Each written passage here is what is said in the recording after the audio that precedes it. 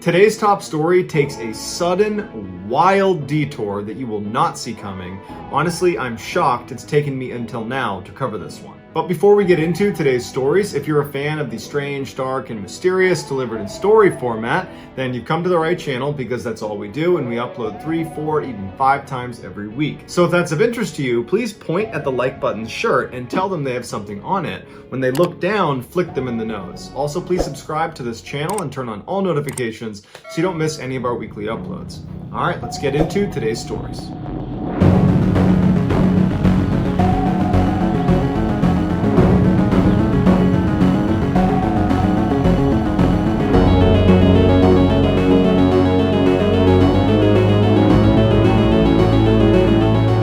While he was in college at Carnegie Mellon University, Aron Ralston studied mechanical engineering, French, and piano, and then upon graduation, he moved to the Southwest and took a job as an engineer. But 5 years into his corporate job, he realized he hated it, and so he quit and moved to Colorado to pursue his real passion in life, which was mountain climbing. On April 25th, 2003, Ralston takes a trip to Utah where he plans to explore the Canyonlands National Park. He slept in his truck that night, and the next morning at about 9:15 a.m. he gets up, and it's this beautiful Saturday morning. He hops on his bike, and he bikes 15 miles to Blue John Canyon. The canyon was an 11-mile gorge that at certain places was as narrow as 3 feet across. And so Aron locks up his bike and he begins walking through this canyon. About 6 hours later at 2:45 p.m., Aron is right at this section of the gorge that's getting really narrow, and below him is about 100 feet down to the bottom of the desert floor. He was going to walk with both feet on either wall because it was so narrow and kind of Spider-Man his way through this section of the canyon. But as he began that maneuver, a huge 800-pound boulder became dislodged above him, and it comes tumbling down, and he barely gets out of the way, but it lands on his arm, and it pins his arm against the wall, and he can't move, and he's suspended 100 feet off the ground, and he's 20 miles away from the nearest paved road. Immediately, he tries to pull his hand free and push the rock off, but it's not going anywhere. And that's when it dawns on him that he didn't tell anybody he was going to be in this gorge today. No one knows he's here, and he's so far away from anyone that can help him, and he doesn't have a cell phone, he doesn't have a radio, he's got no way to communicate with anyone who could potentially help him. Now, the position he was in was not him dangling by his arm 100 feet off the ground. He was able to position himself against the rocks where he wasn't dangling. He was able to sit fairly comfortably besides his arm being crushed, and he was able to use the rock that actually had pinned him there as a sort of table or something to lean up against. And after he calms down a little bit, after a few minutes, he reaches back and he pulls his bag out in front and he starts taking inventory of what he has. And all he had was 12 ounces of water, so just a single water bottle, and he had 2 burritos and some candy bar crumbs. That was all he had. In terms of tools, all he had was this crummy multi-tool, and it did have a little knife that extended off the end, and almost immediately he takes that multi-tool and begins chopping away at this boulder to try to see if he can maybe crack it and push half of it off. But he's finding out very quickly that it's completely futile. It is not moving. It is an enormous boulder. It's not going anywhere. He cannot possibly break it with this crappy little multi-tool. As the sun began to set, Aron started thinking really seriously about trying to cut his arm off. But again, all he has is this multi-tool and this crappy little dull knife, and he's thinking there's no way I can cut through my arm. There's bone in there. I can't possibly saw through the bone.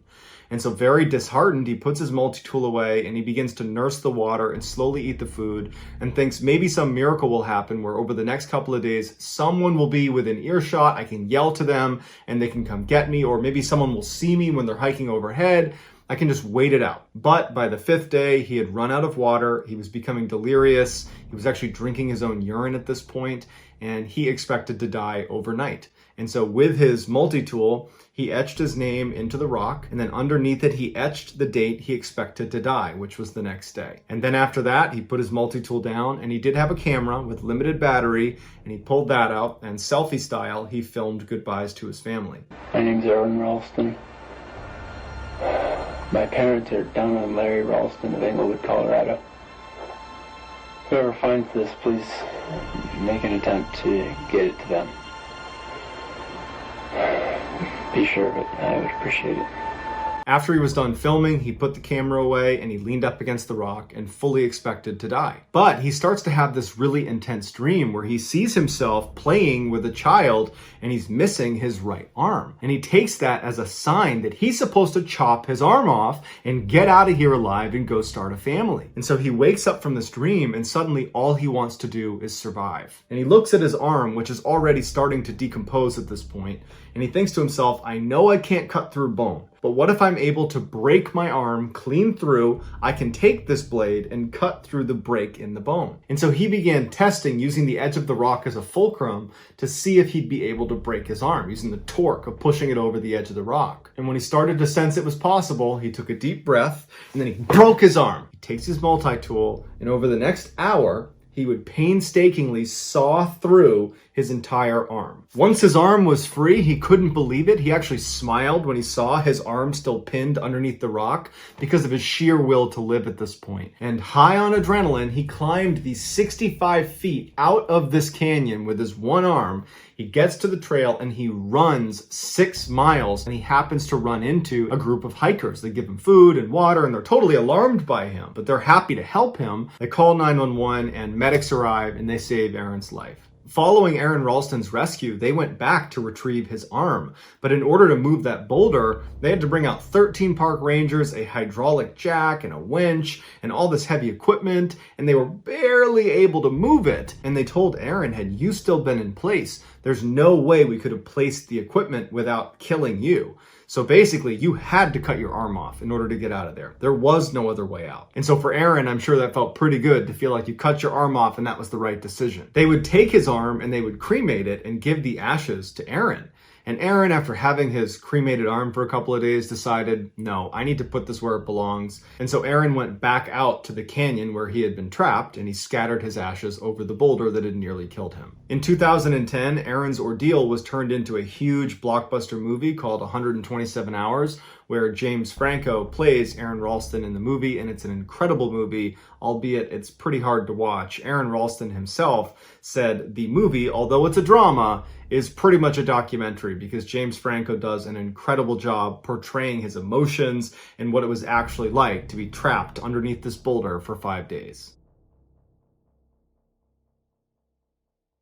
In 1984, 19-year-old Timothy Molnar was living at home with his parents in Daytona Beach, Florida, while going to school for aeronautical mathematics. On January 24th, Timothy gets up and begins his day just like every other day of the work week, by going downstairs, having a bite to eat, and then taking his younger brother Frank to school. Once he dropped Frank off, he drove across town to his university where he had class, but as soon as he parked, he realized he had forgotten his bike, and that was something he brought with him everywhere. And so before class started, he went back home, he got his bike, put it in his car, turned around and headed out, and his mother would step outside and see him trailing away down the road, and that was the last time she, or anybody in their family for that matter, saw him alive. That night when Tim didn't come home, his family called the police. The police asked them, is there any reason he would want to run away? Is he in trouble? Is there anything going on? And his family's like, no, he's a straight A student. He's got lots of friends. He's super happy. He's well adjusted. He's on a great career path. There's nothing in his life to indicate that he would want to run away or that he's in trouble. I know he doesn't drink or do drugs. There's really nothing. So the police begin their investigation and they start by looking at the family's credit card bills because they knew Tim had a credit card that was connected to the family account. And they found there had been a charge placed the same day he had gone missing in a gas station about 150 miles away. And so the police go out to this gas station and they find someone that had been there when Tim was there. And he was able to describe exactly what he looked like, what his car looked like. And the police ask him, was Tim alone? And the witness says, yeah, he was alone. He was acting totally normal. I saw him go into the store and then I saw him come back out again. And that was it. I don't know where he went after the gas station. So for the next couple of days, nothing really happened. There were no leads to operate on and Tim wasn't getting in touch with them. So they just waited. Then on January 30th, so about a week after Tim has gone missing, Tim's family receives a letter from an auto impound company in Atlanta, Georgia. And the letter basically says there is a car that that's sitting in our lot that is registered to your house. You need to come out here and get it. And so the family goes to Atlanta, Georgia to inspect the car, and they walk up to it and there's nothing suspicious about it. There's no scratches on it. The tires are all fully inflated. They look inside and there's no sign of a struggle. There's no blood. There's no debris of any kind. But what they would find inside the car were Tim's credit cards, his wallet, his license, and other items suggesting that perhaps Tim is trying to ditch his old identity and start a new one. They also noticed a few very expensive items that they knew were always in his car were now missing. His car stereo, his toolbox, and his bike. Tim's family stayed in Atlanta for a couple of days thinking maybe Tim will return to this car, but after a couple of days it was clear that they weren't doing any good sitting there, so they went back to Florida. When they got back, they looked inside of Tim's room a little bit more closely and they discovered that none of his clothes had been taken. There was no suitcase taken. It was like he left with just the clothes on his back. They also checked his savings account and he had taken all the money out but left $10 in there. And the family believed that by leaving that $10, what he was really saying is, I'm gonna come back someday. But he didn't come back and they never ever heard about him again. It was like he just vanished. A decade after Tim went missing, the TV show Unsolved Mysteries aired a segment about Timothy and his disappearance in hopes that the viewers would be able to give them some information about the case. And sure enough, a man named Stephen Cull, who was living in Wisconsin, called into the show and said, without a doubt, I know where Timothy is. He told them this story about how 10 years earlier, he was walking around this forested area in Wisconsin when he came to a clearing in the middle of this forest, and he saw this lump in the middle of the ground. He didn't know what it was. It was wintertime, so he couldn't tell if it was wood or an animal.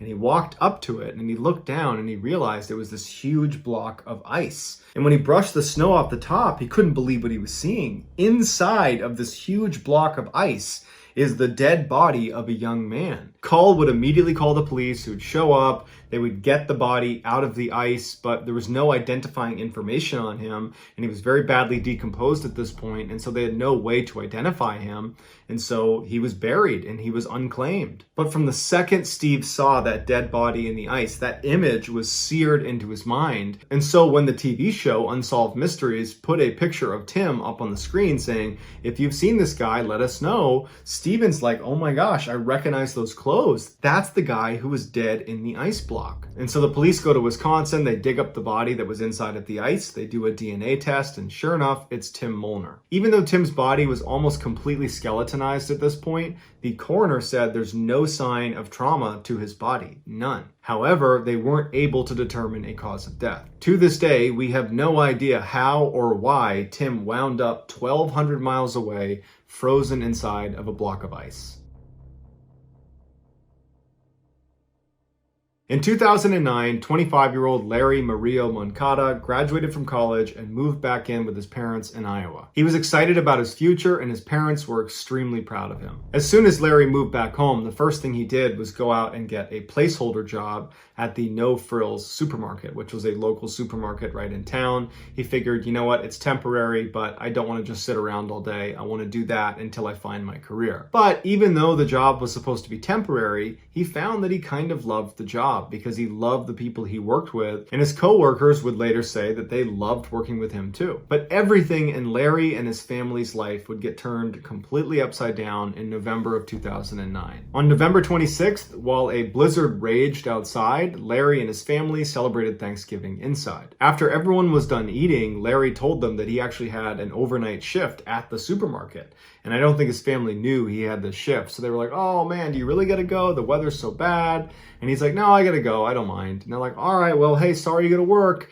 And Larry walks outside and goes to work. The next morning when he came back from that shift, his mother would say something seemed off about him. When he came inside, he was very disoriented. He didn't really know where he was. And his mom's trying to tell him that everything's okay. You know, what's going on? Did something happen out there? And this is when it dawned on her that he could be having an anxiety attack. Just a few years earlier, Larry had had a whole bunch of panic attacks and he was really struggling with anxiety. And it wasn't until his mom made him go to the doctor and put him on medication that he stabilized. But at this moment, she didn't know if her son was on any medication or not. So just to play it safe, she said, hey, Let's go to the doctor and have you looked at. You don't seem well. So she brings him to the doctor, and the doctor quickly prescribes Larry an antidepressant. They go and fill the prescription, they go back home, and Larry takes one of these antidepressants. But the medication didn't seem to be doing anything, because over the course of the day, Larry got progressively more and more stressed out and more confused seeming, and eventually he told his mom that he was hearing voices in his head that were telling him his heart is beating too quickly and he needs to eat sugar to slow down his heart. And his mom is looking at him thinking, what do I do about this? And so all she could think to do was just to stand next to him and kind of comfort him as he sits there eating sugar over the course of the day. Finally that night he would fall asleep, and his mother prayed that over the course of the night that somehow this medication he had been prescribed would kick in and he would wake up and feel better, because so far it really seemed to only be getting exponentially worse. But the next morning when Larry got up, he was just as bad as the night before, except now he was having these vivid hallucinations. He said there were people in the house that were looking for him, and so he spent the day running around the house hiding from people in the house that were not actually there. Then finally that night, Larry just kind of loses it and begins screaming at his parents and berating them, before suddenly running out the front door without shoes, without a jacket, no wallet, no cell phone, no anything. And he just runs directly into the blizzard and disappears. His family was so caught off guard by this happening that it took them a minute to get out the front door after him, but it was snowing so hard they could barely see in front of their face, and they knew he was gone. So immediately they call the police, but the police have the same issue. They can't really go looking for him right now because the visibility was so bad. And so they told his family that we can't really start until tomorrow morning, so hopefully he turns up tonight. So the next day when the weather clears up a little bit, the police go out looking for Larry, and they're asking people in town if they've seen him, and no one's seen Larry. And unfortunately, because it had snowed so much the night before, any of Larry's tracks leading out of Larry's house were now covered over. And so after a couple of days of this, when there's just no sign of this guy, the police say to the family, look, there's not much we can do. We're just going to have to wait to see if he turns up. 10 years later, the No Frills supermarket where Larry used to work was out of business, and it was about to get torn down, and some contractors were sent in to start ripping down the shelving and breaking down the inside of the building. And when they went into the back and began pulling away those huge freezers that keep your milk and your dairy products in, they start pulling those away from the wall. Larry's body comes tumbling out.